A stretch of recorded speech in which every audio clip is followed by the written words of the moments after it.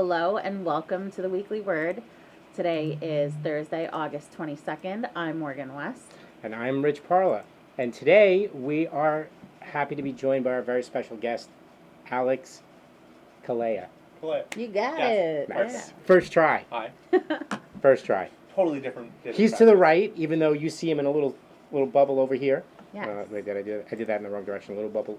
Oh, yeah, a little bubble over there. You got it. On the other side of Morgan. Little D20 shape. He Yeah. changed the chair, so if he's off center, it's his own damn fault. Yeah, sure. Of course. All right. Perfect. No, move Oh, over that way. Okay.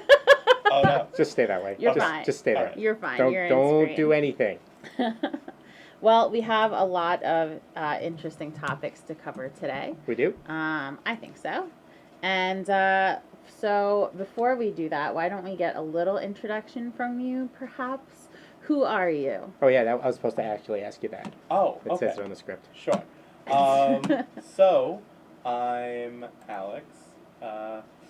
I've been on a couple of videos for the 3-2-1 challenge. Yeah. 541 challenge. 5-4-1 challenge. And Yes, by the way, sorry. most of our viewers don't know what the 541 challenge is. So after you introduce yourself, I'll explain what that Yeah. is. Because I think there's some other D&D groups out there that we can get to try the 541 Yeah, that would be challenge. sick. Very cool. Yeah.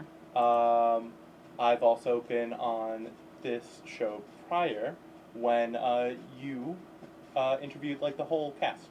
That's right. A few weeks back, Definitely. when Morgan decided she was going to abandon us I by did. staying I at the know. beach, You know. sunbathing When was that? at night. Oh, Of yeah, course. yeah. Yeah, that was. That was exactly what I was doing. It's where I got that sweet Tan? sun on my my feet. Your moon tan I have a really crazy tan line on my feet now as a result of my new job. was like every other toe. Because that would It be might awesome. as well be. I'm like, it's real. I'll show you later. It's pretty I don't know entertaining. if I want to see it later. Oh well. I mean, hey, you've Then offered. you can just now imagine it. No. Imagine strange tan line. No, on no, my no, feet. All right. So tell us a little bit about who you are. Sure. I've never met this man before in my life. Of course. Yeah. So I'm a Such a liar. graphic designer by trade. I've been playing D&D for about as long as Morgan, maybe a little bit longer. Wow. You know, I played a little bit in college, and then I kind of picked it back up again when a few of Morgan and my friends decided to play. Mhm. And if that leads into anything, it's me saying that Morgan and I have been dating for like 6 years. Yeah. And that's kind of how I know the show and know you guys. Yeah. Right. Exactly. So you're saying you had an inside track to becoming a guest here tonight? I don't want to say Nepotism. that, but like totally. Yeah. It's not nepotism yet. Well, that kind of leads us into the first topic, which you brought on. Oh. Totally. Which is, it's all in the timing. Yeah, I really thought that was a fun title in general. So scheduling a D&D session. I'm sorry. Scheduling a D&D session with your group. You know what? We promised to explain the 541 challenge really quickly. Yes. All right. All right. So the Time out. 541 challenge is a challenge for 4 people. So I'm sorry. You have 5 minutes Mhm. for 4 people Mhm. to make one D&D character using only the player's handbook. Mhm. You are not allowed to use any electronic means, and you must write everything out on the character sheet. Mhm. If it's not written on the character sheet, you fail. Mhm. It's our videos are up on YouTube. You can check them out. It's tough. It was very tough. As a matter of fact, Oh, nobody my passed God. it. I No. have not, yeah. No, It was, no group of 4 has I passed feel it. like we got close. Maybe Sure. if we I want to practice a little bit more and have things Yeah. memorized. But The closest we came was when 2 of us were writing at the same time. Yes. Like one of us was filling in the ability scores and skills, and the other person was writing like the background information. Yeah, that was, and I was doing the spells and getting all the spells Yeah, ready. It was That was really intense. What killed you guys is John rolling the stats. Why he rolled the stats, I don't know. You should have just used standard array. Okay, totally. moving on. Enough about that. All right, so it's all in our first topic. It's all in the timing. Scheduling a D&D session with your group can be a challenge, but so can making time for other hobbies and interests. Morgan and I, not necessarily me, this is coming from Alex's mouth, so Morgan and I like to play a lot of D&D, but also need to find time to go on date nights. Wait, I apologize, that was me. Hang out with friends who don't play D&D and adult. neither of them know what adult means. Okay, I'm just putting that out there. Not that I do, but they don't either. I cooked dinner tonight. Like, that felt important. Boiling water for pasta is not... No pasta, unfortunately. The carbs would have been welcome, I have to say. Yeah, I've been trying to watch. So, when I found out, or kind of, when we decided that I would be on the show. Oh, yeah, sorry. So, when we decided that I'd be on the show, I quick panicked, trying to think of a topic, and then asked a bunch of people, got a ton of really good ideas, and then decided, well, I'm your boyfriend, and what's something that, like, I could bring that's maybe a little different. Yeah. So I wanted it to be a little personal and wanted it to kind of be maybe interesting. Yeah. So we play in 2 games together. Yeah. Then we play in 2 games together that happen weekly. We play in 3 more games that happen monthly or bi-monthly. And then I play in another one and you play in like 2 more. So...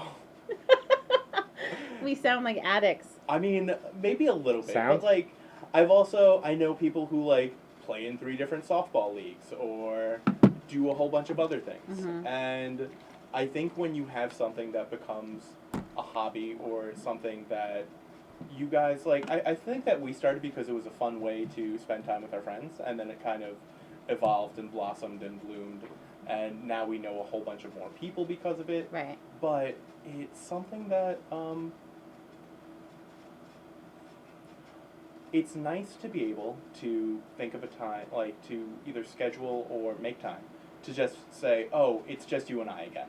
Right. Because D&D is such a social interaction that it's really great to help get you out of your shell and, like, push you in a way. But it's also really nice to just say, hey, let's watch a movie. Yeah. Or let's make dinner. Yeah. Well, it's a challenge because, for us, D&D is like my primary interest, my primary hobby, and because you share that, it's easy for us to go overboard on spending like quite a lot of time doing that one hobby. Whereas there are lots of other interests that we have that kind of get shuffled away because all of our friends, are interested in D&D, whether or not they're DMs or they're players or they run game stores. So finding ways to schedule around D&D, and occasionally like make it part of like the scheduling, like playing like a one shot with just the 2 of us. Is like a really great way to perhaps play D&D if you're not getting to play as often as you want to. But for us, where we get tons of time to do that, like important ways that we can indulge other hobbies, like drafting Magic the Gathering together. It's so fun. It is. I from someone who didn't really like Magic the Gathering or found it a little too intense at first, drafting is a way for me at least to feel like we're like evening the playing fields a little bit. So, and it was a really cute like anniversary gift. Yeah. But yeah, and then what I think is also fun is like, so we also want to go out on Friday with a friend whose other friend opened up a restaurant. So we met Rich Ricky, who also plays and runs campaigns, and now we're, just going and hanging out and having dinner with him. Yeah, D&D is one of those things that the way that you can socialize either around the table or move past the table and get to socialize with the people, like you do become friends with them, and sometimes closer friends than you would form elsewhere. It's a very, as I said last week, it's an intimate experience. So how about you? Do you find that you have trouble scheduling D&D or scheduling time around D&D?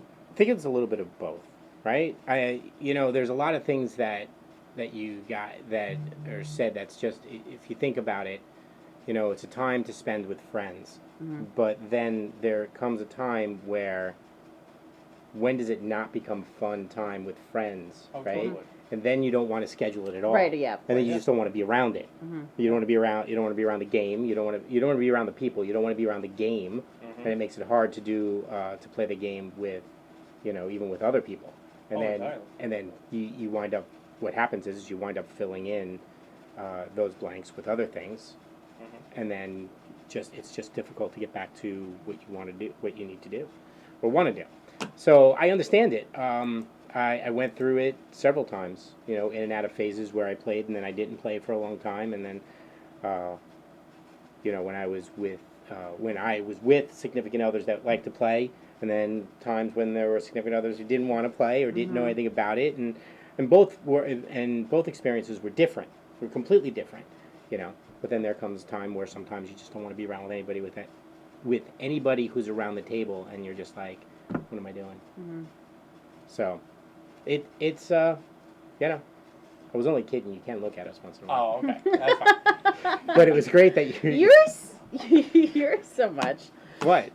Oh man, Don S. Hello, Don S. Did you just call Don S? Yeah, that's exactly what I said. Why would you say that? I heard it too. Thank you. Yeah. She does that, right? All the time. That leads us to our D&D tip. Yes. Monsters should not just be sitting around waiting for the PCs to show up. Giving them a task to be engaged in, even a simple one, really brings them to life. So, and you found this D&D tip, and it was brought to us by MT Black 2567. Yes. He was one of the co-writers for Baldur's Gate, Descent into Avernus. So, I'm going to start off with this one. Yeah. I don't know any other way. I mean, the fact that sometimes you have to remind people is quite interesting, because I always think monsters are doing something. Just because you walked in and then you saw them there at the first time doesn't mean they weren't doing something. I mean, you've been on some of my adventures, and how many times you walked in the room and you interrupt them in the middle of something, right? They had a task. They were doing something. One bullywug was trying to learn English. And you stopped him. You've ended his life. You also get a lot of, surprise encounters where, a DM might feel like this session is going a little slow, so they, autofill a combat encounter. Nobody ever does that. Nobody ever does that. No, it's never happened once in the history of D&D. No. But, I've seen that happen a lot of times where it just feels like a stick figure has appeared.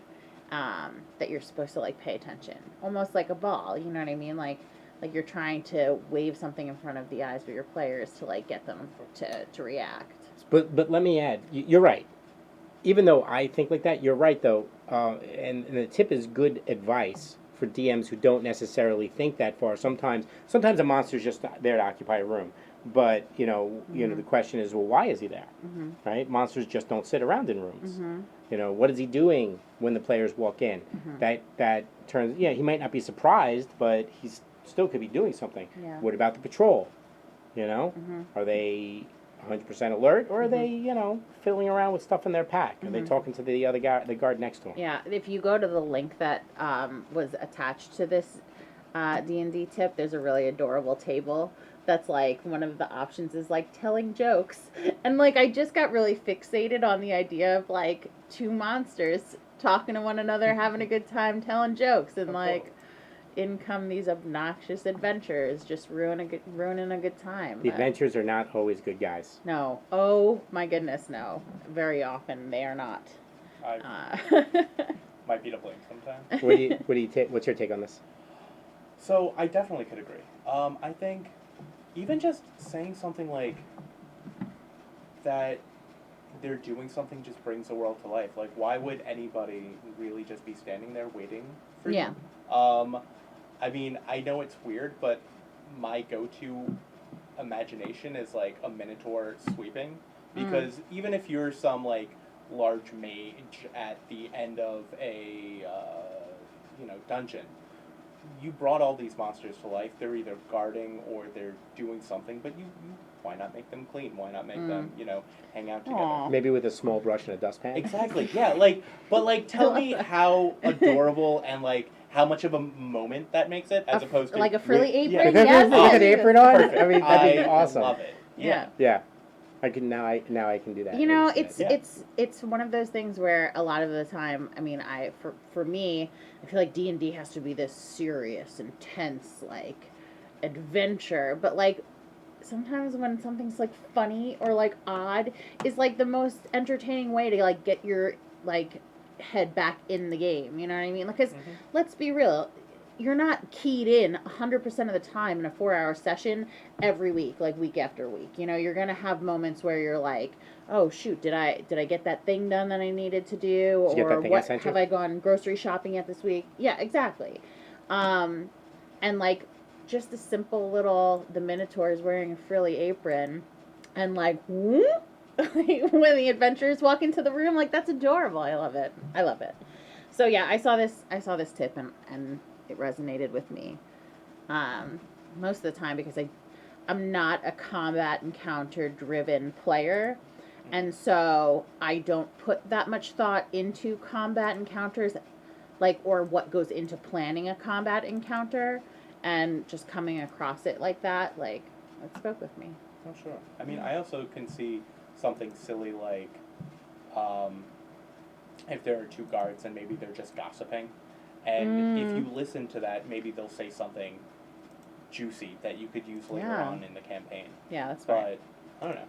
I would always like to give little tidbits or little, even if it's just useless knowledge. Yeah. Just for the sake Everybody of needs useless knowledge. Exactly. Never think that useless knowledge is useless. Well, yeah, you mentioned that last week, how you like to drop like tips or hints for your players, like that they need later on, whether or not it be in a puzzle or like a problem that they need to solve or some sort of dynamic that needs unraveling. And that's like the perfect way of doing it is like having people gossiping. Like I mean, I would always think it'd be perfect. Like if you listen to two guards gossiping about maybe some magistrate who's cheating on his wife, and then you later meet that magistrate who needs to fight him when you can just, you know, talk about, we'll talk to your wife. Yeah. Blackmail is always good. Yeah, exactly. Little blackmail is always good. All right, next up, what have we got? This one's brought to us by our own Morgan West. Oh, that's me. Whoa. What's in a name? Oh. Whether you're a player or a GM, role-playing games provide and require numerous names, from characters and organizations to towns and countries. So how important are names we fill our games with? Well, it depends on the game. We'll start with you. So I spend perhaps too much time nitpicking over names.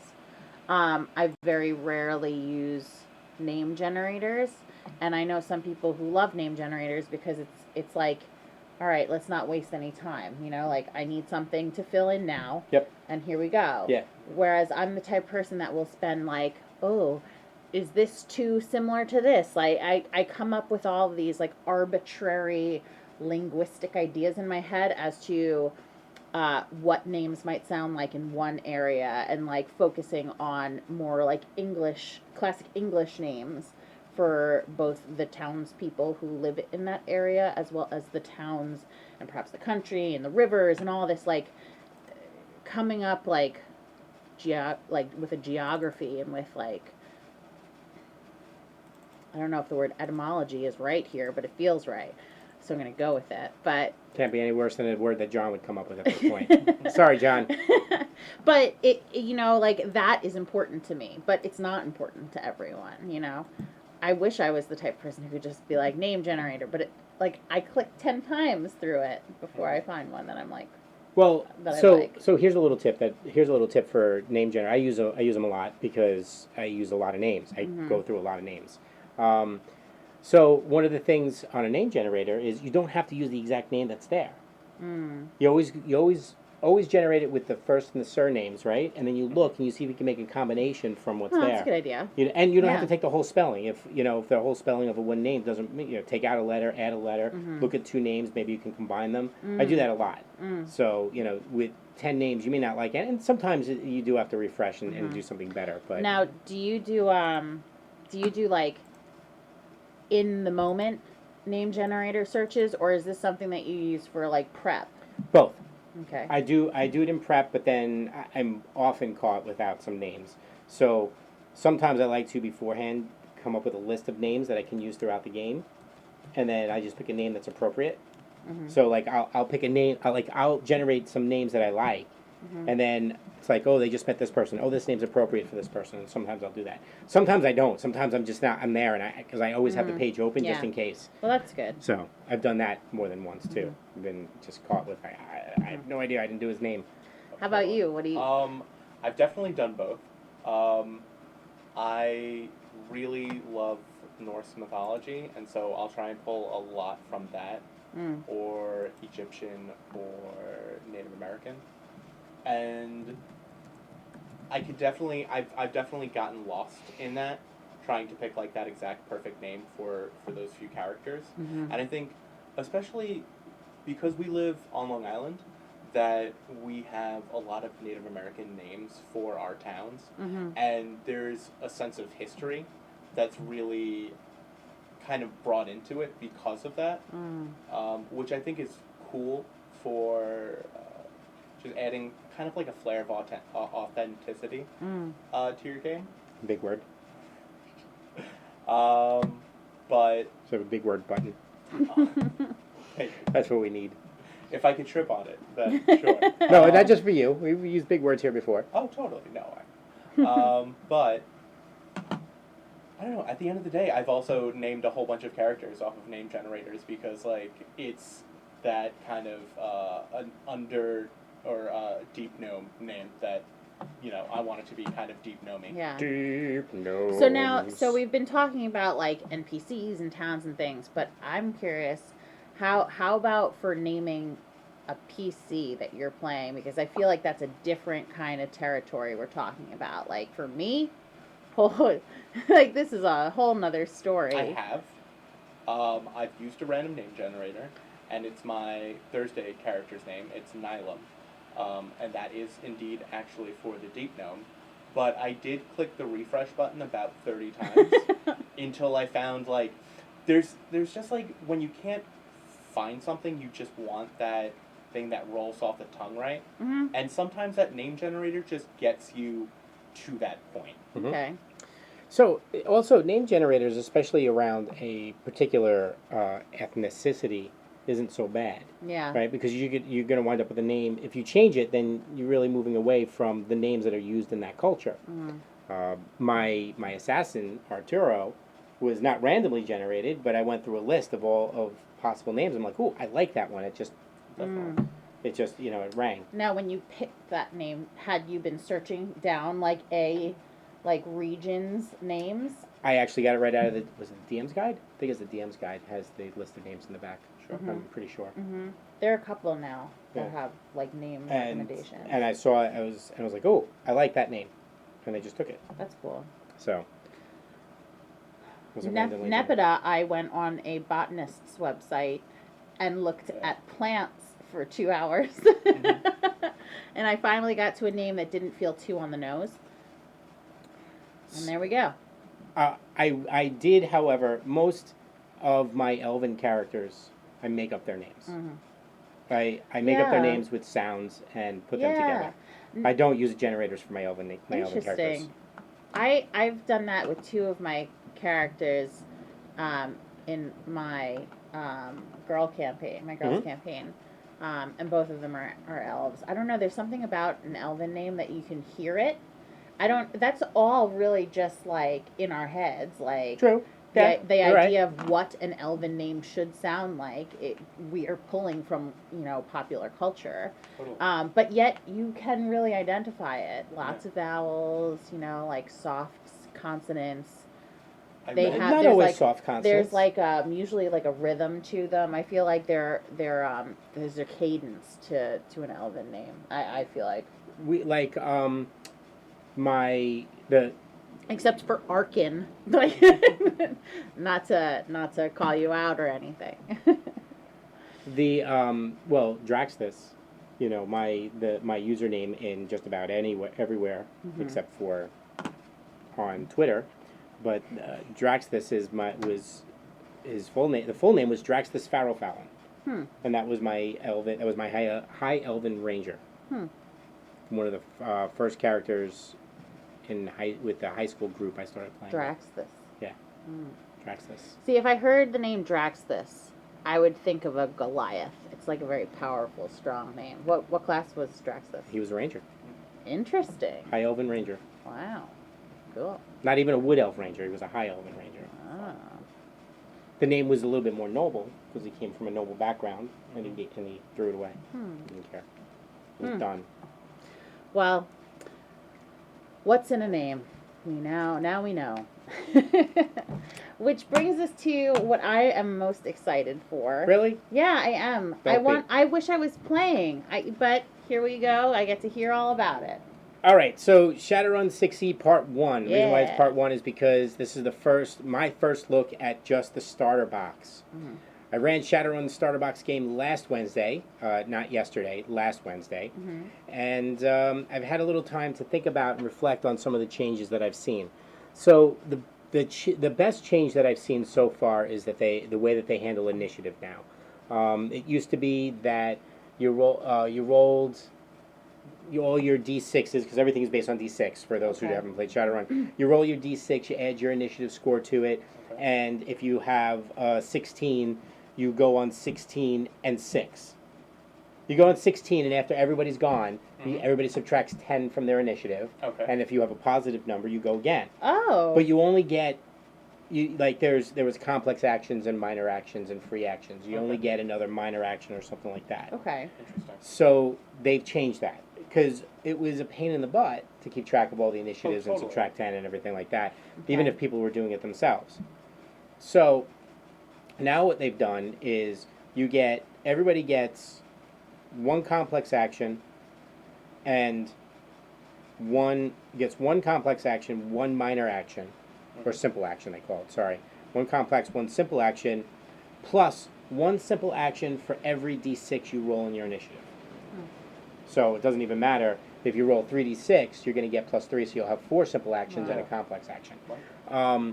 So the reason why that's better is that your initiative is just your initiative, right? You re-roll it every round. So it is what it is. So if you're 16 and everybody's less than that, you just happen to go first, not subtract 10 and you get another round and you don't have to wait for everybody to go. You just go. Yeah.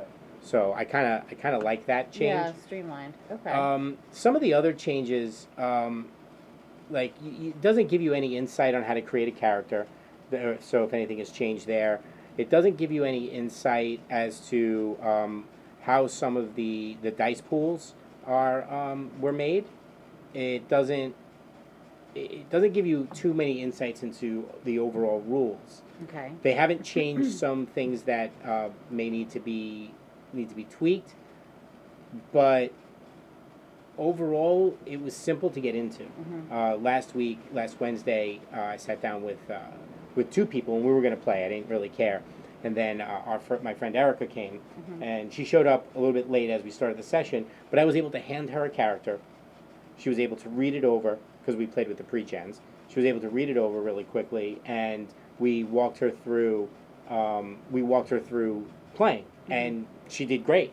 And she said she had a good time, so we're going to say yes. She did say that it was a lot of fun. Oh, okay. So yes, she said it was a lot of fun. But it's all d6s, and it doesn't look like they simplified a lot. Okay. Right? Here's my biggest complaint. Okay. They need an editor. There are so many mistakes, typos, Really? mistypes, Yeah. just things. They don't explain some things. They don't go into detail on something. And I understand they weren't going to go into detail, but they don't explain some things, and it makes it difficult. Like somebody was trying to do something and asked me, well, how do you do it? I was like, I don't know. There's nothing there. There's nothing in the rules, you know? So I had to make a lot of it up on the fly. And we did. We did good. So I am going to play it again. Everybody wants to play again. I will do probably one more. One more playthrough of the box set, the basic box. Oh, here, I'll get to that in a second. And then I'm going to get the rule book, and we'll go through that. I like Shadowrun, so I'm going to go. I think playing through the box set is like an easy, quick way to determine whether or not you're interested in playing like a more thorough start from the from the start, Yep. build the character. And here's my biggest problem. Here was one of, not my biggest problem, but the adventure they provided was horrible. Oh no! Wait, really? Yeah, they get a pre. I went off script. I didn't do the pre-gen adventure because I didn't like it. I guess I do have a little bit more to review. Sorry. So here are the things. Seriously, like we're ahead of time. Right. So like I'm curious. I want to know like exactly what you thought. All right. So here's what you had wanted to see changed. What didn't change that you know what I mean? Like. So they finally did it. They did a couple things. They with the characters, they all came with dossiers and gave you all the information, but it also gave you some like examples on like a story of a Shadowrun, and then the rules behind that exact Shadowrun. Yeah. I thought that was pretty cool, right? Mm-hmm. The example they wrote was 10 times better than the run that they gave you to run. Oh boy! The run they gave you.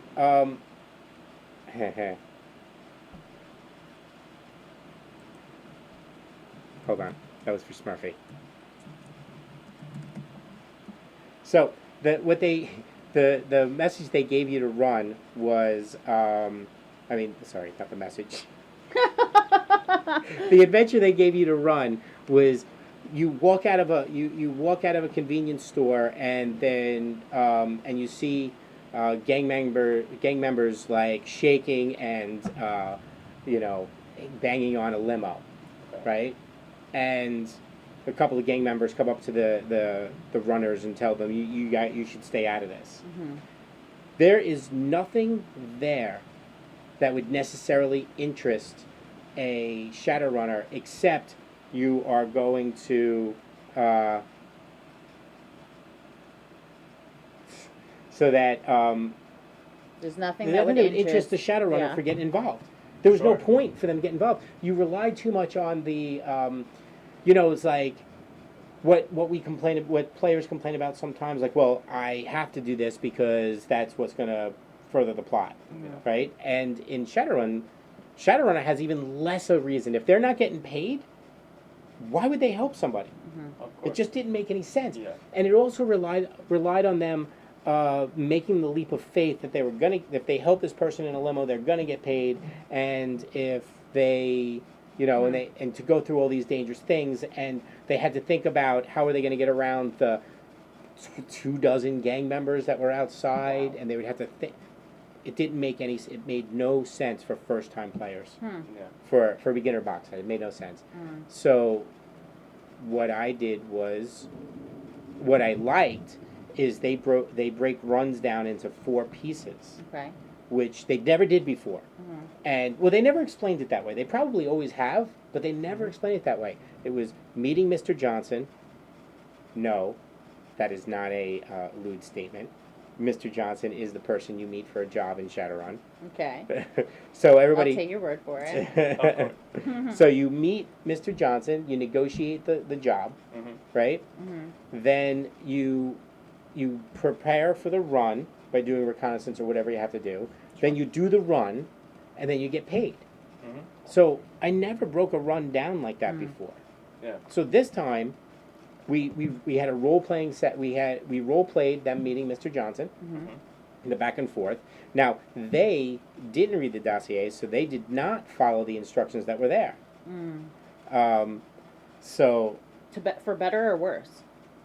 For worse for them. Okay. But I was able to role play through it. It's not a big deal. Okay. They're just not used to doing what needed to be done, and they didn't do it. Then I walked away from the table. I said, all right, now you guys have to plan the run. Come up with an idea. I literally walked away from the table and gave them about 10 minutes. Okay. So you guys have 10 minutes to plan. When I came back, I said, okay, what's your plan? And they said, this is what we want to do. We want to do this. We want to be able to get this. We want to get fake. We want to get a fake visit together to this warehouse so we can inspect it. It's like, great. So we made some rolls. They did the appropriate stuff. They got all their things together, and that was all pre. Then we went through with their plan as the run, and then they got paid afterwards. So we'll probably run one more of those, and then I'll get the book, and then I'll have each person make a character. over the course of weeks while I switch back to D&D with that group. So it seems like we have some new blood on Wednesdays. Now, once you got them into it, Mm-hmm. how do you feel like that went? Once they started planning, once they started going on the actual run? I thought it went well. Okay. I thought it went well because at that point it's not about the rules. You know, the rules are there and you have to go through it, but it's not about the rules. It's about the storytelling. Totally. And it's about the players. Okay. Right. So I thought the players worked out well, and I think my storytelling is pretty good. So, Sure. you know, obviously I'm gonna say it is, but you know, that's really for them to decide. Now, you talked about how combat, you have the D6s and that gives you the extra simple actions. Do you feel like... Right, initiative, you mean? Oh, yes. Yeah. Sorry. Do you feel like it made it smoother? I know that there's less things to keep track of. So it did, because one person would finish their turn. Okay. And then you'd move on. You didn't have to keep coming back to certain people because they'd subtracted 10 from their initiative. Sure. It doesn't matter. Now, you had said before that your initiative changes after a round. Is that after a round or after a combat? No, every round you re-roll your initiative. Oh, interesting. Yeah. That makes it, I would think, having never played before, I would think that makes the combat itself a little bit more dynamic as you play, because you have, like, something to look forward to if perhaps you rolled a really poor initiative the first round. Yep. I think Yes. D&D has done that, or I They know used to, some, yes. Yeah. Initiative used to be rolled every round. Yeah. But the turns were much longer. See, in Shadowrun, each combat round is 3 seconds. Okay. So you do everything in 3 seconds, Mm-hmm. right? Then you roll again, and you could then go twice, Sure. right? Because if you had gone at the last, and then you can go first the next time. Mm-hmm. But it definitely changes, it helps change fields of play. That's fun. And it's So. built around that. Because I know Yeah. where, like, with D&D, sometimes you could get potentially messed up because you'll have something that lasts until the end of your next turn. And if you then roll and go last, go first, then you kind of are a little screwed. Yeah. Interesting. So, are you looking forward to picking up the book? Are you looking forward to playing this new edition more? So I'm going to pick up the book. I'm going to pick up the PDF. I'm not going to buy the book. Okay. I mean, I'm going to buy the PDF. I'm not going to. Right. But the reason why is because 5th edition, the typos in 5th edition and the things that were, the stuff that's not explained was horribly put together. You're talking about Shadowrun. 5th Shadowrun, edition okay. Shadowrun. Sorry. It was really kind of tough. Okay. So, like even understanding certain things, like I'm an experienced Shadowrun player, and understanding it was bad. So it looks like the same kind of issues are being forwarded to the box set. We'll see how that goes. I'm gonna do it. Sorry, excuse me. While I get that thunder out. I'm like loving it. I can't help but want to go out on the porch and watch it, but Go ahead. soon enough. Don't you just go stand out in it? No, look at this hair. It'll get ruined. My hair will be fine. I gotta move. Anyway, so even being an experienced Shadowrunner, I'm gonna do it because I guess I have loyalty to the game, but I don't feel that the game holds itself well. Yeah, and it just takes you out of it. Like, Yeah, it does. That's really a shame.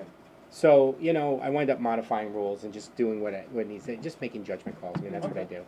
Yeah. But then there's other games out there that now run. What unfortunately Shadowrun has done, and they had a clinch on the market in that area, but now you have other games.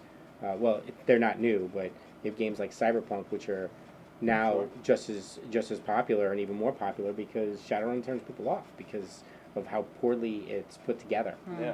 So It's a a fun genre. It really is. Okay. And it's a decent system. Okay. But the rules are poorly written. That's my opinion. Oh, That's a my shame. first take. Well, Still gonna play Yeah. it, still gonna run it. yeah. That's what we do. I mean, how else can you review it if you don't run it? Unfortunately. Yeah. All right. Well, that wraps up our topics. It brings us to the next section of the show, which is what we are. And what are we? No idea. So, what are we watching, reading, or listening to? Ooh.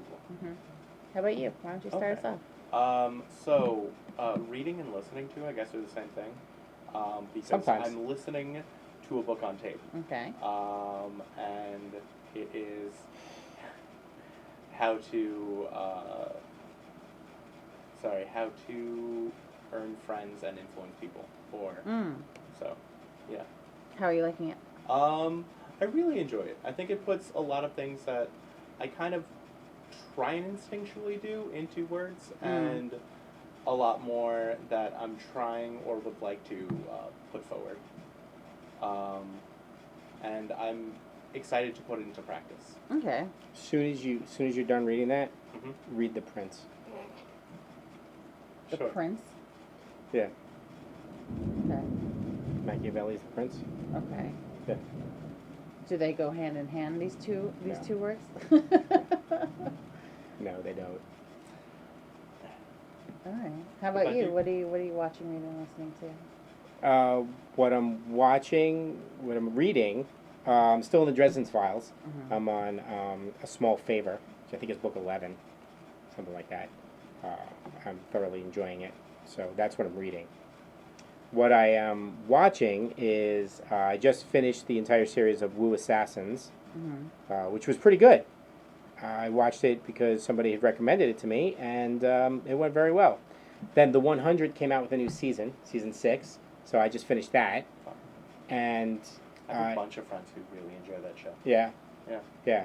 So I finished off Travelers. Did I say that last week? Yeah. I finished it last week. And I will probably be moving on. I see Mindhunters, someone suggested, so I might do that one. And second season just came out. Yeah. So I'll just zip through both of those. And then and I was watching Fear the Walking Dead. Trying to catch up on that. Yeah. I want to watch it. We had it on before we started recording, and now I'm like, I remember that show. I will get through a bunch of series. No problem. What are we watching? We just finished The Boys. I said that last week. I don't think I'm watching anything else, so we haven't started anything new. But we are listening to A Confederacy of Dunces. Very true. Which I read in college, and I love. It's probably one of my favorite books of all time, and it's so painful to listen to. Yeah, whereas you felt that way about The Boys, where like you don't want to watch it, but you can't not, is how I feel about A Confederacy of Dunces. Yeah. It's very entertaining. It's nauseating in all of the right ways. So, A Confederacy of Dunces by John Kennedy Toole. And that brings us to what you didn't say no to. Yes. Ooh. So I think it goes hand in hand with the book that I'm listening to. And this may seem a little bit existential, but I'm kind of trying to say... Ding. Yeah. I more so want to say yes to finding external help and trying to grow more. Okay. Yeah. So you haven't gotten a chance to say yes to it yet, but you're going to say yes? Interesting. Okay. Aw, that's nice. Self-help. Yeah. Tara is influencing you. Apparently. She's rubbing off. That's good. I'm going to skip that because we can't come up with, as you said last week, we can't come up with things we didn't say no to. That's right. Every week. Every week. Do it. Yeah. No. So. What I did say no to was the pint of ice cream that I was eyeing at the grocery store today. Ooh. Yeah. But. And quick notes. All right. Me? Oh, no. Alex.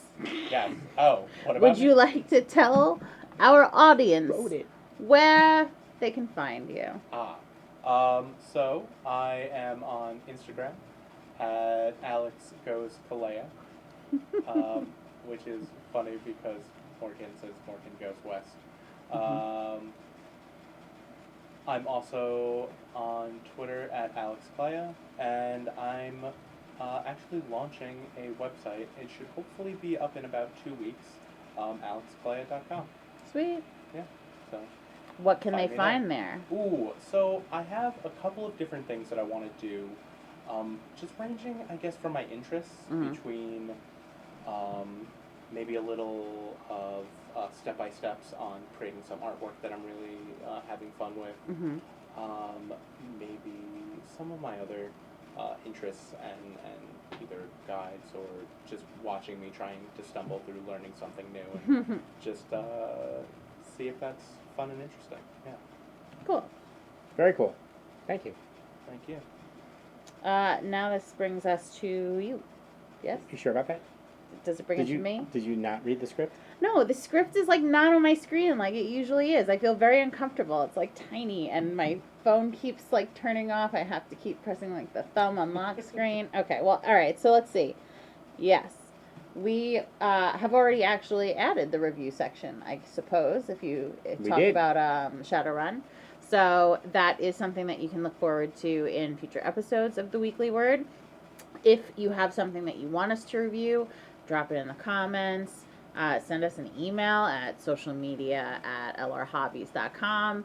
I do check that email address. So yeah, let us know. How about you? Upcoming October Faction is a project our friend George Strayton just finished up that will be dropping this September on Netflix. Check it out. I think we should review that. We are going to review it. Okay, good. Yeah. Octocon Gaming Convention is going to be happening. It's a free event hosted at the Bethpage Library. It's going to be October 19th and 20th. Long Island Tabletop is getting their own expo at the Cradle of Aviation in April 2020. Keep an eye out for the new LI Tabletop Twitch and YouTube channels. That will be coming soon, within the next month, my understanding is. Cool. Thread Raiders are hosting a charity event on August 24th, that's this Saturday, to help raise money for Flint, Michigan. Check out their website, which is in the description, along with a donation link also in the description. Links for all of the subjects that we covered tonight are in the video's description.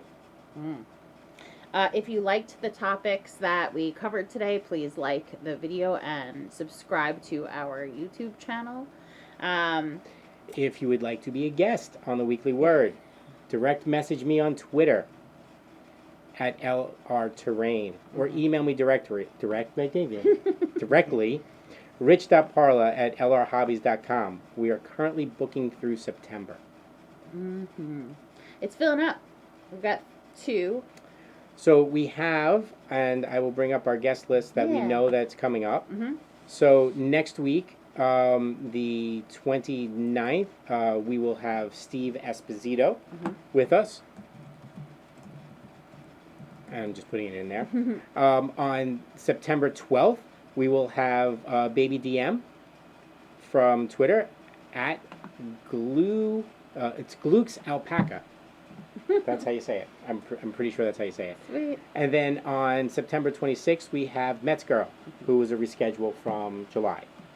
So we still have a couple of slots open in September, the 5th and the 19th. So if you would like to join us, then drop me a line. Well, that brings us to the wrap-up. As always, you can follow us on Instagram at Legendary Realms Games. You can find us on Twitter at LRTerrain. And, you can find us on Patreon at patreon.com/theweeklyword. It is up. It is live. It's a thing. So you can go and support us. There's one tier. It's $1. Yep. That's all we're asking. Yeah. Support us so that way we can buy water. Water would be nice. Because our voices won't go hoarse. Yes. Well, as always, thank you for watching. It's been a pleasure as always. Absolutely. I'm Rich Parla. I'm Morgan West. Oh, and I'm Alex Calleia. He didn't read the script. Thank you for joining us. That was also Morgan. She didn't read the script either. And we will catch you next time on the Weekly Word. Take care. Until next week. Until next week. Bye.